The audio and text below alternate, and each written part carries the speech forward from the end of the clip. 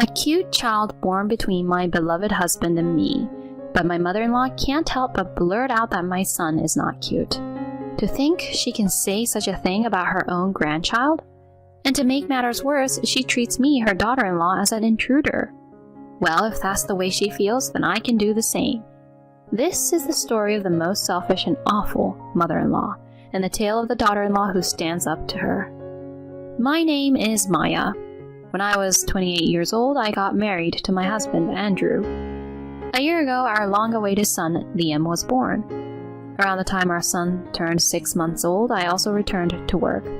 I was juggling work and entrusted our child to daycare. Some people might think that it's too early for such things. However, we had a certain situation. My husband's workplace wasn't doing well, and since we got married, his salary gradually decreased. To be honest, I'm currently earning twice as much as he is. We also have a newborn child, and we know that we'll need even more money in the future. With that in mind, I decided to return to work sooner. I never had any complaints about going back to work because I didn't dislike my job in the first place. However, there was someone who didn't approve of my return to work. That person was my husband's mother. My mother-in-law moved in with us 3 months ago, but it seems like she has issues with me. She not only criticized my parenting, but also finds fault with my everyday actions. Putting such young children in daycare? You're unfit as a mother. It's been a tradition for women to stay home and take care of the household, hasn't it? Come on, what era are we living in? She endlessly lectures me with such old-fashioned beliefs. As soon as I come home from work with my son, "You're working until this late again. Don't you think Liam deserves better?" She immediately started shouting. On my days off, I spend the whole day with Liam. He's doing just fine at daycare, and we have a stable routine there, so it's okay, you know. If I try to argue back, she raises her eyebrows sharply. Are you really going to unquestioningly believe what complete strangers like daycare workers say? If that's the case, your child won't grow up properly, you know. My mother-in-law, who doesn't usually take care of her son, still feels entitled to give parenting advice as if she's an expert. And on top of that, she doesn't hesitate to criticize my personality. Living with a daughter-in-law who only cares about her job. Honestly, I regret it too. Why did Andrew marry someone like her? I feel like I'm going crazy with stress every day. At that moment, even I, who is usually patient, couldn't help but get irritated. Well, if it bothers you that much, would you like us to stop living together? You do understand why we ended up living together, don't you, mother-in-law? Yes, there is a reason why my mother-in-law started living with us. Originally, my mother-in-law and father-in-law lived together in their own family home. Then one day, my father-in-law had a traffic accident and became paralyzed from the waist down. Furthermore, it was discovered that he had advanced dementia, and my mother-in-law couldn't handle it anymore. She had to place my father-in-law in a care facility. Afterwards, she asked us to come back and live together here. She pressed us to move back in together, but both my husband and I had jobs to attend to. Considering the commuting situation, we couldn't just move from our current home. Then one day, my mother-in-law suddenly brought her belongings to our house without asking, and ended up staying. Ultimately, this cohabitation wasn't by mutual consent. It's essentially an inconvenient living arrangement where my mother-in-law moved in on her own accord. I understand that it's tough, considering that you're parents-in-law. That's why we agreed to live together. But didn't we promise not to interfere with each other from the beginning? Oh, did we? I can't even remember something from that long ago. Even though I emphasize the promise, it's clear that my mother-in-law feels completely empowered and knows she won't be kicked out. Her attitude was getting on my nerves. Please, stop this already. We agreed not to interfere, didn't we? We accepted living together with you, right? This isn't how it was supposed to be. You're so noisy. I wonder why Maya isn't as sweet as Luna. Luna is such a well-behaved child. Luna is my husband's younger brother's wife. In my case, she's like a sister-in-law by marriage. Well, she also has a rather unpleasant personality. Or maybe it's better to say she's sly rather than having a bad personality. She became a full-time homemaker shortly after marrying my brother-in-law, and she was very much liked by my mother-in-law. My mother-in-law would unilaterally summon Luna to this house, and the two of them would gossip about me. Hey Luna, listen to this. Maya, you know, she's still continuing to work. Oh, really? Even though Liam is still so little? It's impressive that she can manage that. See? Right? In that regard, you're doing well by being a stay-at-home wife. You can rest assured even if you have children someday. I deeply respect you, Mom, so I'll do my best. This continuous parade of trying to please each other goes on relentlessly. What's more, they deliberately speak loudly within my earshot. I genuinely disliked the way those two acted. Eventually, Luna, perhaps wanting to be liked by my mother-in-law, started speaking ill of me on her own. Your husband, if I recall correctly, earns about as much as my husband, right? Yet despite that, the fact that you both work means your budgeting skills are lacking, aren't they? Certainly, a few years ago, their salaries might have been similar, but now my husband's is even less. I hadn't told them about my husband's company struggling, partly due to pride. When Luna criticized me, my mother-in-law enthusiastically joined in, and it had become a regular routine. Really? I can't imagine leaving the kids to someone else to take care of when it's my fault for being so bad at making ends meet. Luna, you shouldn't be this kind of wife, okay? Of course. It's because I have super respect for your mother. I can't help it. Oh, Luna. They should have their excessive flattery contest somewhere else, as it was making me feel embarrassed just listening to it. It only added to my stress. I felt like I had reached my limit living with my mother-in-law, so I decided to talk to my husband about it. Hey, it's about your mom. Almost every day she invites Luna over and makes fun of me. Huh? Mom does that? Since I usually get home earlier than my husband, he wasn't aware of me being mistreated. As expected, he had a puzzled expression. Exactly. She promised not to interfere, but she criticizes me for continuing to work. She hangs out with Luna and endlessly badmouths me. I can't take it anymore. After thinking for a while, my husband says something unbelievable. Well, Maya, Luna seems to get along fine with Mom, right? So maybe, Maya, you could try to compromise with Mom a bit? Huh? Hey, were you even listening to me? Mom even denies my personality. How can I compromise with someone like that? When I pressed him on it, my husband scratched his head indifferently. Don't be so uptight. Just try to be like Luna for once. Then Mom will probably like you more. What's that supposed to mean? Pretending to be all sweet to win your mother over? Enough already, I was a fool to seek advice. I felt like there was no one on my side right now, and frustration welled up inside me, more than anger. Next day, the snide remarks from my mother-in-law and sister-in-law continued, as usual. When I started preparing dinner after returning home, I heard a voice like this. Are you planning to make another terrible dinner tonight? You're always cutting corners, and it's really annoying. Well, it's probably because of your job, isn't it? Your mother-in-law and I would never serve our husbands half-hearted meals like this, you know. In my opinion, neither my mother-in-law's cooking nor Luna's deserves any compliments. My mother-in-law's food is overly seasoned and not that tasty, and even for my sister-in-law, who practically lives with us every day, you'd think her domestic skills would be apparent. While muttering complaints in my heart, I silently continued preparing dinner. When my husband returned home, both my mother-in-law and Luna blatantly changed their attitudes, and neither of them harassed me. Because of this, my husband couldn't trust what I said. Just then, an incident occurred. While I was at work, I received a sudden call from the daycare.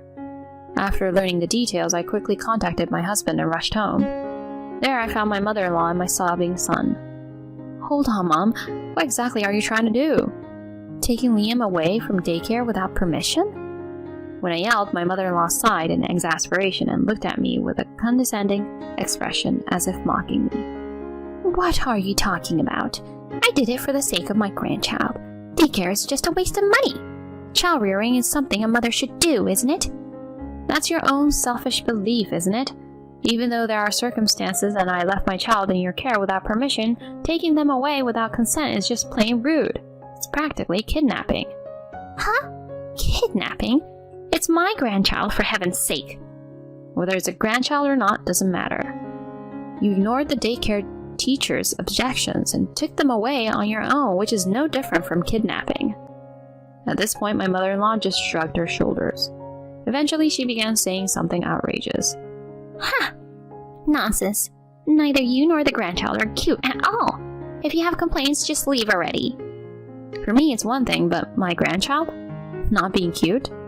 At that moment, a loud warning bell rang inside me. To think my own grandchild isn't cute, and to say it so casually in front of the grandchild.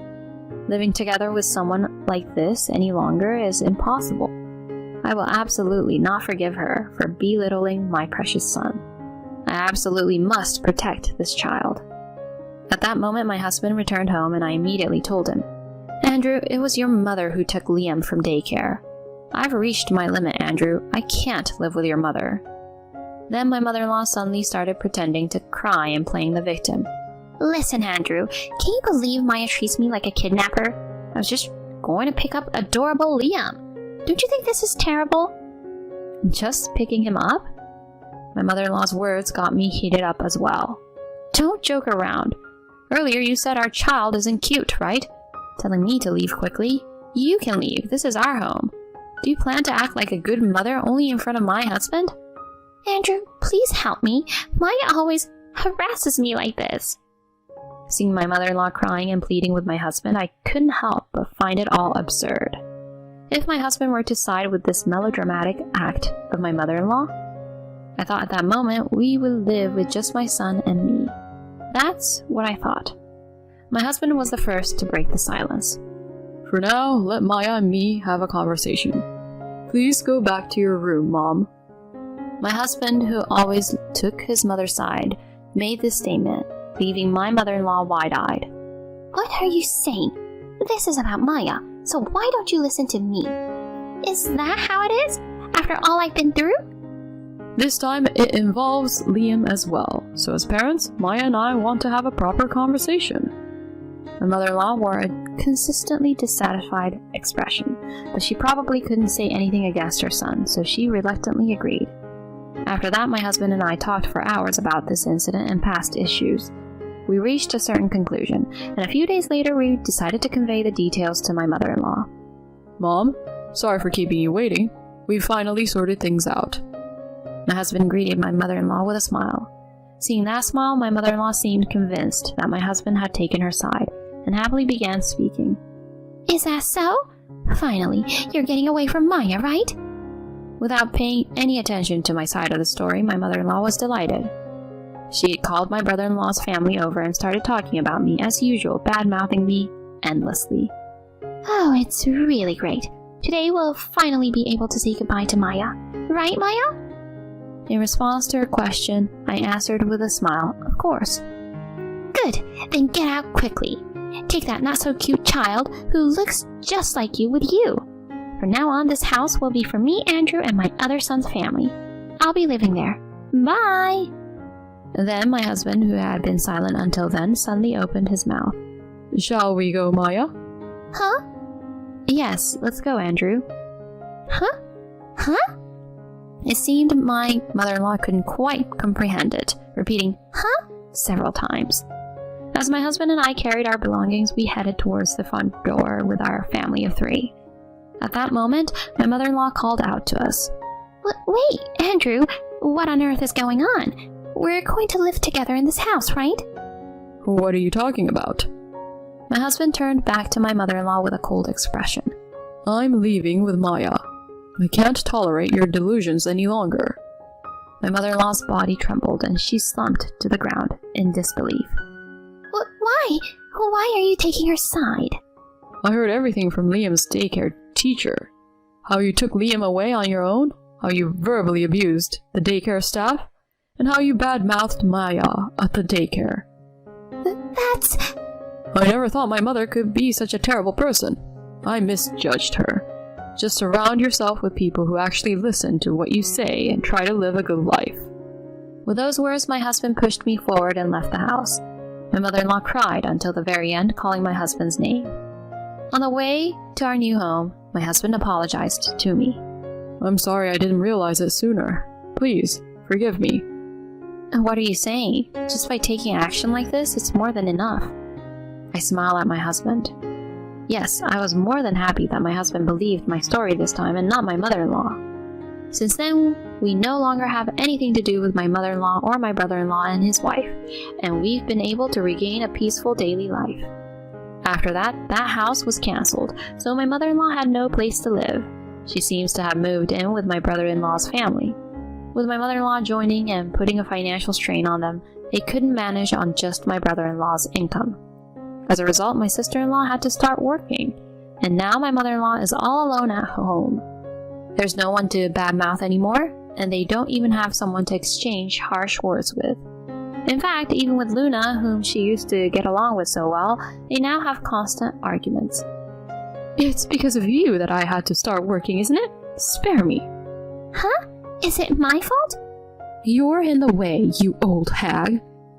Seeing Luna's true nature, it seems even my brother-in-law's feelings cooled off. Now they're in the middle of divorce proceedings.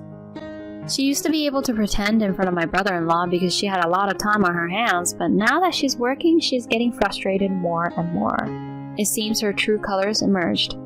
Whatever situation they find themselves in, I have no intention of ever having anything to do with my mother-in-law and the others. It's just my husband, my son, and me. We plan to work together to build a happy family from now on. I was exhausted from bad morning sickness, and Nigel, my husband, wasn't the most understanding. Out of nowhere, he rang me up and said, "Hey, you shortchanged the lunch today. There's frozen chicken in it. What were you thinking?" I'm sorry. It puzzles me why he'd call from work over such a minor issue. Brushing past my confusion, he added, "You're home all day and you can't keep up with chores?" I've been under the weather from the morning sickness. Plus, I'm just on leave right now. He snapped back. Using morning sickness as an excuse again? You think being pregnant is some excuse? Stop making excuses and get moving. Stop being so lazy.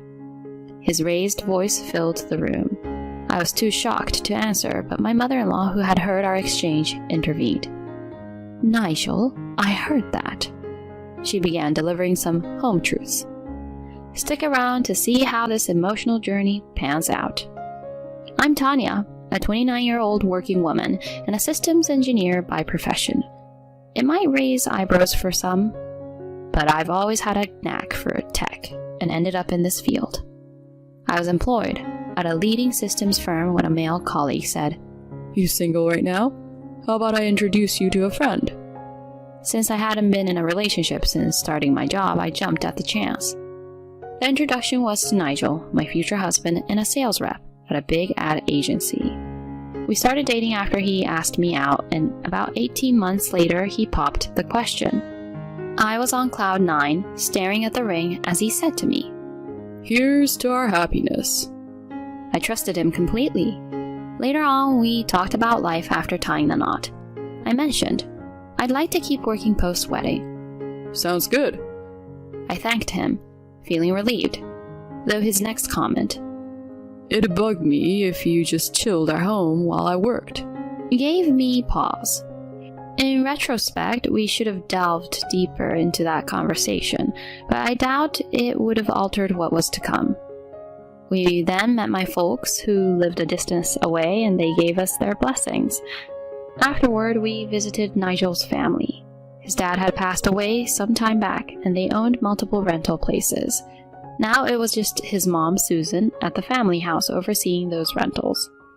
I've heard about these tense relationship between daughters-in-law and mothers-in-law, so I thought, fingers crossed, she's nice. Full of hope, we headed to Nigel's family house. When we got there, he introduced me saying, "Mom, this is Tanya. We're getting married." Her reaction was heartwarming. "Oh my, you're a catch, Tanya. Good job, Nigel." I started to relax. She added, "I've always wanted a daughter, having brought up Nigel by myself. It's great to have you join us, even if it's through marriage." I thanked her, adding, "I'm excited about our future together." She reassured me, saying, "We'll find our groove. Always lean on me when you need to." That means a lot, given my family's distance. We left on a high note, and I told Nigel, "Your mom's a gem." He responded a tad hesitantly. You think? She can be fierce, though. Even I can't face her then. Hard to believe, given how sweet she had been. Still, she'd been nothing but kind to me, and I looked forward to a good report. We tied the knot and settled in a nearby apartment owned by her. She offered us a reduced rent, but we opted for the standard rate.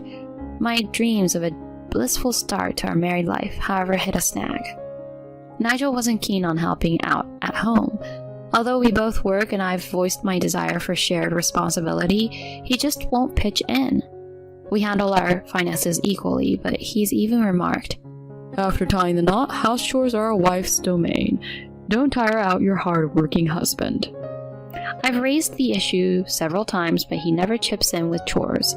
At one point, I just threw in the towel, taking over all the domestic duties. Roughly a year post-wedding, I began feeling out of sorts. My stomach was constantly queasy. A doctor's appointment led to a startling revelation. You're pregnant. About 5 weeks in. Overwhelmed yet elated, I rushed to tell Nigel. Seriously? Awesome. I'm pumped. Wonder if we're having a boy or a girl? I laughed, saying, let's not get ahead of ourselves. That evening, I felt genuinely content for the first time in ages. We soon shared our big news with our parents, including Susan, my mother-in-law. My folks were ecstatic, but Susan's joy seemed to outshine even theirs. Oh, honey, that's fantastic. Pregnancy can be tough, so take it easy. I expressed my gratitude, and she added, reach out if you need a hand. And Nigel, you better have her back, understand? He nodded. Absolutely, Mom. Little did she know Nigel hadn't been assisting at home. Still, her words felt reassuring. Given his excitement over our little one, and with Susan's nudge, I held out hope he might step up. But true to form, he remained the same, even after our baby news. It was a tough pill to swallow. On top of that, my morning sickness was relentless. Initially, it was mere nausea, but it amplified daily. I'd get sick, even without eating. Strong odors were a trigger, and I felt perpetually lightheaded, almost like motion sickness. I'd read about spouses going the extra mile during such times, but not Nigel. I took a break from my job and trudged through chores while feeling miserable, while he chilled at home. He even hinted at intimacy as if things hadn't changed. I'm not up for it, especially this early in the pregnancy with the nausea, I said. He then sulked, asking, Are you using the morning sickness card? Slacking off as a wife? How could you say that? It's your baby too, remember? Whatever. I'm hitting the sack. He laughed, and my illness made it hard to confront him. Later on, Susan rang, saying she was close and wanted to drop by. I told her, with my morning sickness, I might not be super hospitable, but you're welcome if that's okay. She responded with surprise. Is it that rough? I recall feeling like that. Craving any specific foods? Her compassion nearly had me crying. When she showed up with fruits and jellies I could stomach, she remarked on my wan complexion. You don't look too good. Are you eating okay? Sleeping? I admitted, eating and sleeping have been rough for days. Maybe check in with your doctor? But my next prenatal appointment isn't for a bit. She urged, let's just go now. She whisked me off to the OBGYN. After I relayed my symptoms, the doctor expressed concern. You might have severe hyperemesis gravidarum. Hospitalization seems best. What? You mean I have to stay in the hospital? Exactly. You're dehydrated, and your blood tests aren't promising. IV treatment would be best. Susan, placing a comforting hand on my shoulder, advised, Tanya, take the doctor's advice. Your well-being is paramount. That's the story of how I landed in the hospital for a week. Susan offered to fill Nigel in so I could finally catch a break and rest, getting my IV treatments in peace. Throughout my hospitalization, my husband was a no-show. He'd see my messages but wouldn't reply. After a 10-day stint, they released me. While I was still a bit queasy, the worst seemed to be behind me. When I got home and started tackling the pending chores, Nigel waltzed in late. "Hey, you're home late. Just so you know, I got discharged." But he brushed past me, heading for the shower. I tried striking up a conversation, but he snapped. You were hospitalized for just some morning sickness and left all this work? I can't deal with a wife who's this weak. What? Holding back my tears, I watched him leave in a huff. The following morning, I found him crashed on the couch. Still under the weather, but keen to avoid another blow-up, I forced myself to prep his lunch. The mere act of cooking made me feel sick, so I threw together something quick using frozen ingredients. I tried waking him, but he just grabbed his lunch and bolted. A little later, Susan popped by. Rough times, huh, Tanya? I brought you some jellies. Think you can stomach them? I think I can manage the jellies. Thanks a ton. As I was digging in, she began. Not sure if now's the time, but there's something you should know. What she shared next floored me. As I was reeling from her revelation, my phone buzzed. It was Nigel. I took a deep breath and picked up, putting him on speaker, only to be greeted by his shouting. Tanya, what's with the lunch today? What do you mean? There was frozen chicken in it. What were you thinking? I'm sorry. Why is he making a fuss at work about this? Pushing past my disbelief, he went on. You've been home and you still can't manage chores? I've been seriously sick, Nigel. I've only taken leave from work. Using morning sickness as an excuse again? Pregnancy's not a sickness. Stop slacking off. His voice was overpowering. I was reaching my breaking point. Why is he treating me like this? Enough's enough. Just as I was about to retort, Susan jumped in. Nigel, I heard the whole thing. By the way, Mom, why are you there? Let's not worry about that for now. I happen to know that you've been sneaking around while Tanya's been hurting. Care to explain? What are you talking about? He stammered, but Susan pressed on. Just yesterday, a woman saying she's your mistress came to my place. We need to talk. Get home immediately. She ended the call before he could respond. After that, she dialed another number. About an hour later, a visibly shaken Nigel walked in. Mom, Tanya, could there be some mix-up? Susan sharply responded. Does the name Anna ring a bell? She says she found my house using your phone's address. He fumbled for a response, then shot back. Anna? No idea. Sounds like some loony lady. Right on cue, a door burst open. Who are you calling loony? Susan had previously told me that a woman claiming to be Nigel's side piece had confronted her about their secret romance. Anna, who turned out to be his secret fling, had been seeing him for about a month, totally unaware he was married. She had found messages in his phone under wife and decided to confront him. When he brushed her off, she took it upon herself to visit his family phone. At that point, Susan swapped contact details with Anna, and with my okay, she had Anna come over today. After Anna said her piece to me, I asked her to stay hidden for a bit. You said you weren't married. You've got a baby on the way? Man, you jerk. Caught off guard, he scrambled for a defense. Anna then dropped a bomb. I'll clue my dad in on this and take you to the cleaners. He was taken aback. Wait, what? Your dad? You thought I was just some rookie at the company? The big boss? The CEO? Yeah, that's my old man. Brace yourself because you're done at the company. This can't be happening. No way. As he was freaking out, Anna shot me an apologetic glance and made her exit. So there we were, just Susan, Nigel, and me. He tried to salvage the situation. Tanya, I'm so sorry. It was a dumb mistake. Please, give me another shot. I swear, I'll be a great dad. But I snapped back. Save it, you jerk. We're through. And trust me, I'll get every dime in alimony and child support. He paled, murmuring. You can't mean that. Susan chimed in. I'm done with a clueless son like you. He looked at her, disbelief in his eyes. Mom, you too? Absolutely. Just make sure you keep up with the payments." And with that, she showed him the door. Fast forward a bit, and Nigel and I went our separate ways. The divorce got me a cool $70,000 because of his indiscretions. I wanted the child support up front, but he cried broke. That's when Susan stepped in, selling one of her properties to cover it. The twist? Now, he owes her big time. Anna also took him to court, and after she spilled the beans to her CEO dad, Nigel lost his job. Now he's burned through his savings and is working around the clock in a shabby apartment to pay back his mom.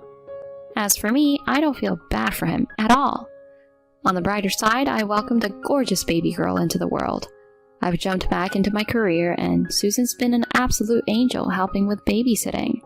My little girl absolutely adores her, and they're thick as thieves. I'm endlessly thankful to Susan for having my back, and I'm all set to balance my job and being a mom. "Eddie, what you doing, baby? I'm having a drink right now," began the call from my husband, Mark. He was clearly tipsy and was pouring his heart out to some woman I didn't know. I was under the impression he was on a business trip for the week, but looks like that wasn't the whole truth. "I love you, Addie Bear. Nighty-night." Well, good night, and goodbye for good, and then hung up on him. He's got some nerve. He's going to wish he never crossed me. I'm Ellen, and I just hit the big 3-0. I tied the knot about 4 years back, and I'm currently working a desk job. Our little family is made up of Mark, our adorable 3-year-old Emma, and yours truly, all cozy in our apartment. Mark and I first crossed paths at a group hangout set up by mutual friends. It was my first time at something like that, and to be honest, I was kind of freaking out. But lucky for me, Mark was seated right next to me and, picking up on my jitters, took the initiative to chat. "Ellen, you seem a bit on edge. New to these kind of gatherings? Just a heads up, if you're not into drinking, don't feel pressured," he suggested. I mean, I don't love alcohol, but I don't mind it. Thanks for being so considerate. He laughed, adding, "Just remember, these things are meant to be fun, not a pressure cooker." In that moment, I was really digging his considerate vibe. We hit it off that night, swapped numbers, and the rest, as they say, is history. Fast forward a bit, he popped the question, and we had our dream wedding, and a year later, little Emma came into the picture. To anyone looking in, our life probably seemed picture perfect. But as I was finding out, sharing a life with Mark wasn't always a walk in the park. We were both hustling in the workforce. While I was grinding at a typical company, Mark was with a business that specialized in family-friendly recreational spots. This meant he was often on the road. So when we decided to say I do, we also decided I'd take on the lion's share of the house stuff. He was all apologetic, saying, "I hate that this is falling on you. Whenever I'm in town and free, I'll do my best to help out." "It's all good. You're traveling for work, so I've got things covered here." Initially, he held up his end of the bargain. But when he actually gave house chores a shot, a bunch of problems popped up. "Mark, these groceries are kinda old. I told you to grab fresh stuff, even if it costs a bit more."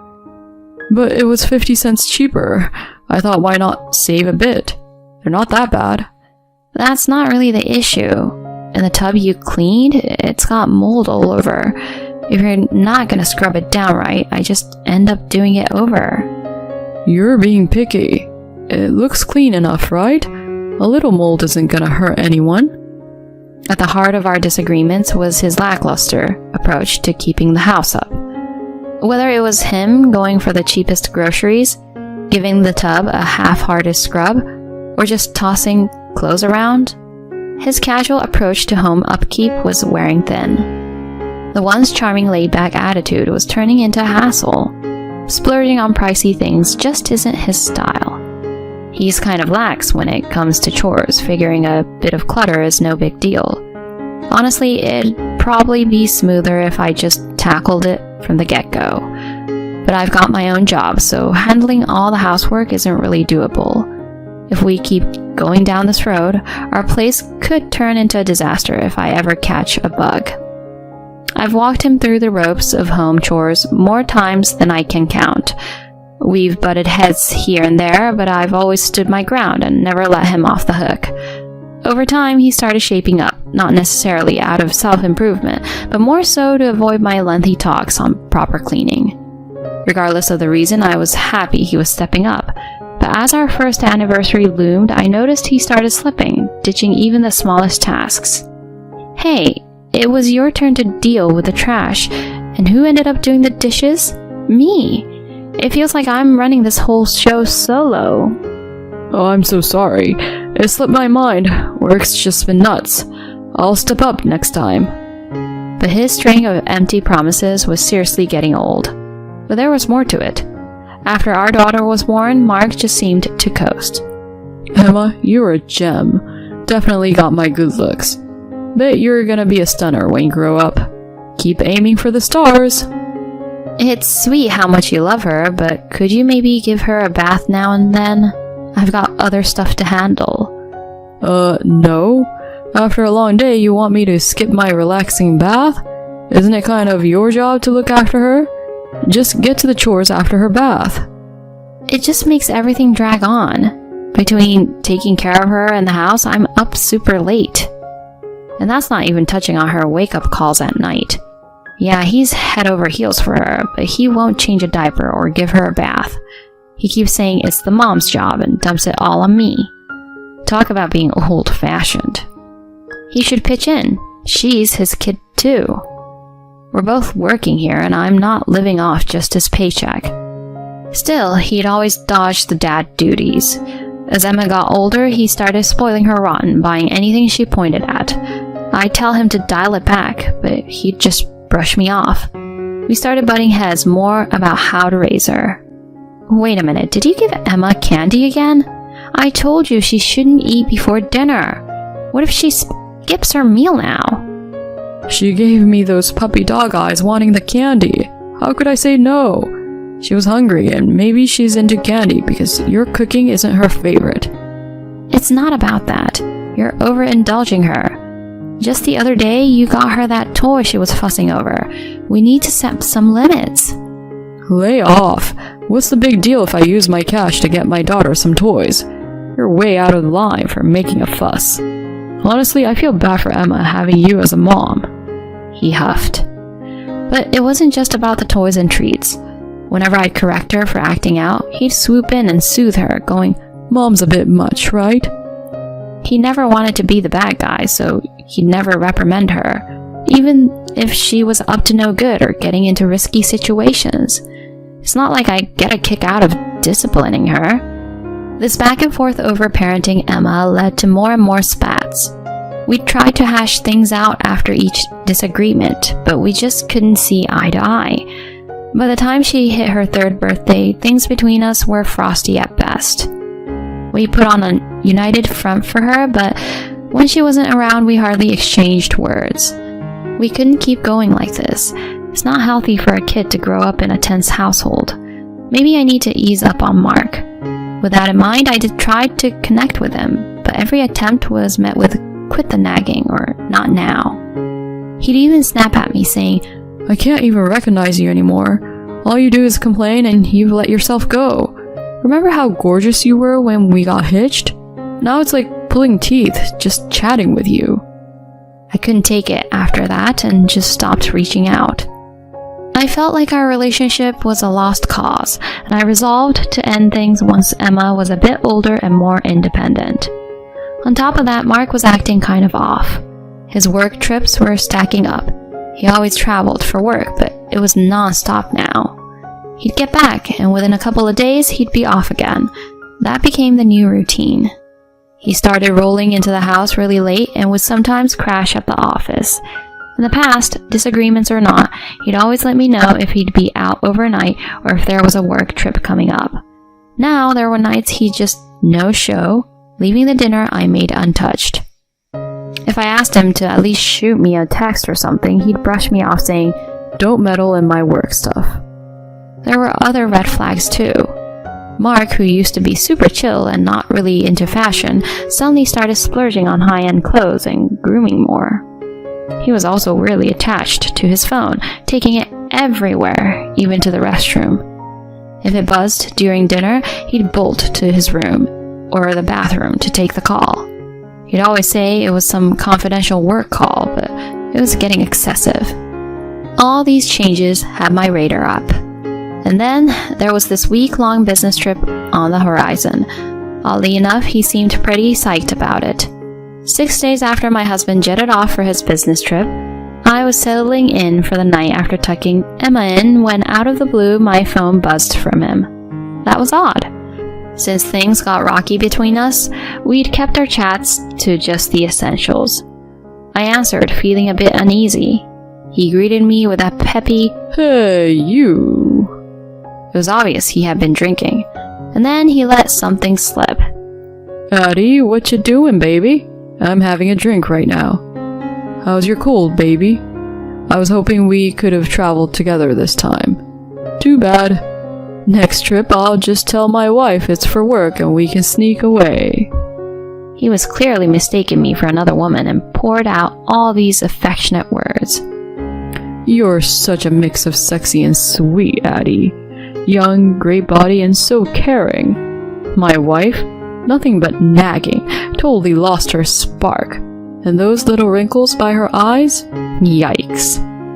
As he rambled on, comparing this Addie to me, I just stayed silent on the other end. Seeming satisfied after his little vent session, he wrapped up with, "Honestly, I wish we could just end the marriage so I can be with you, Addie. It's getting late. Gotta go. I love you, Addie Bear. Nighty-night." I calmly replied, "Well, good night, and goodbye for good." Message received loud and clear. I heard his confused, "What?" but I didn't bother responding. Instead, I blocked his number, fuming and ready to confront him. He's got some nerve. He's going to wish he never crossed me. The next morning, I was chilling on the couch when Mark burst in, looking all frazzled. He could barely string a sentence together, managing a, "About last night. I cut him off, pushing divorce papers towards him. Never expected you to spill your secrets during a late-night call. I was more surprised than angry.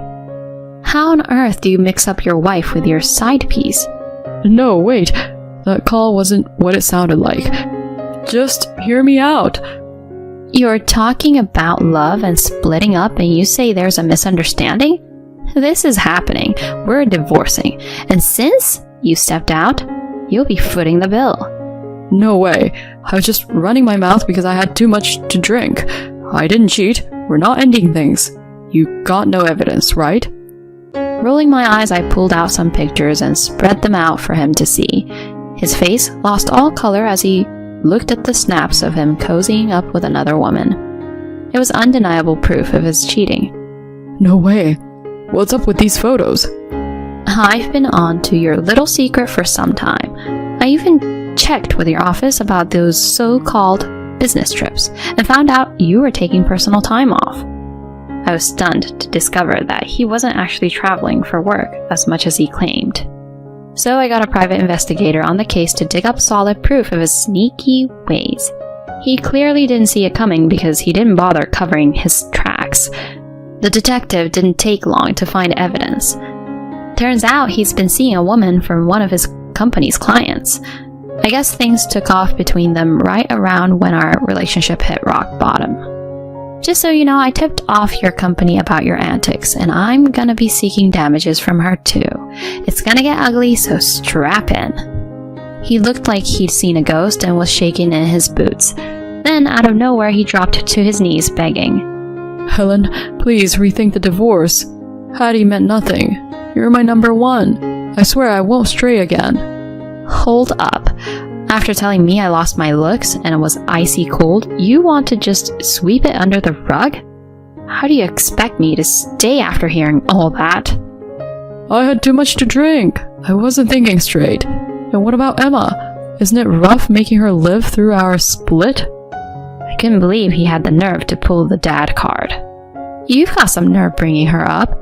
Do you honestly think it's better for her to have a dad who cheats and lies without missing a beat? I, Save it. we're getting divorced. I'm taking Emma. And your job is to keep up with the child support. And trust me, you don't want to find out what happens if you slack off." He looked crushed. Fast forward a bit and we did end up getting divorced. I got money out of both Mark and Addie and made sure he'd be paying child support. He tried his best to get custody, but his cheating ways and lack of time spent with Emma made the decision pretty easy for me. Addie's folks settled her part in full, and she got shipped back to her parents' place, probably even lost her job over it. Mark's folks, solid people, actually were super apologetic about the whole thing. They filled me in on how they're keeping a close eye on him, even threatening to cut him off if he doesn't keep up with child support. His work shifted him to another department after the scandal broke out. Word on the street is he's a shadow of his former self, and honestly, he had it coming. As for me, I moved back in with my parents and have been hustling every day. The highlight is watching Emma blossom.